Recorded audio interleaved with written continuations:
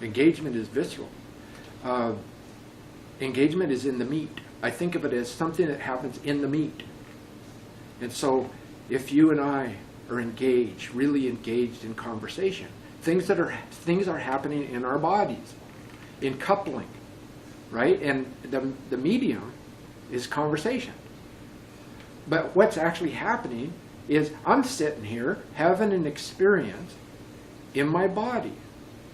And sometimes things you say go in there and they just whack me in the meat.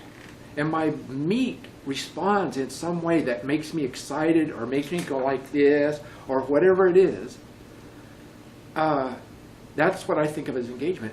And I don't think it's an accident that one of my heroes, my scientific heroes, Buzz Halling, he's like in anybody's list of a handful of ecologists in his generation, which is now retired,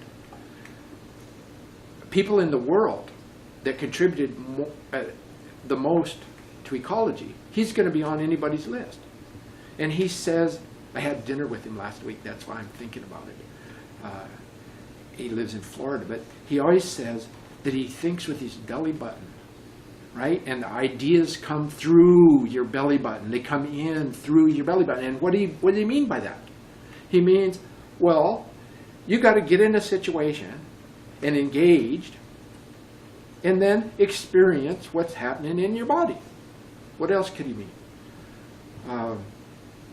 Now, he thinks, and he's a really good thinker, but if you listen to him talk about it, thinking isn't just something that happens up here.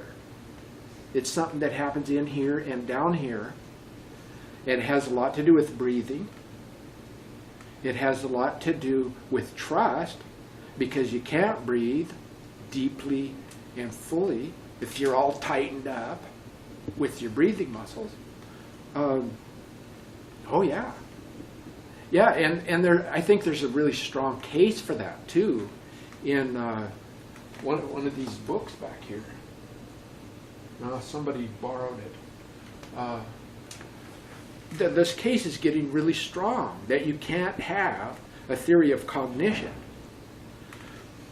without having a theory of lived experience, which includes emotion. You just can't even think about it in a very complete way.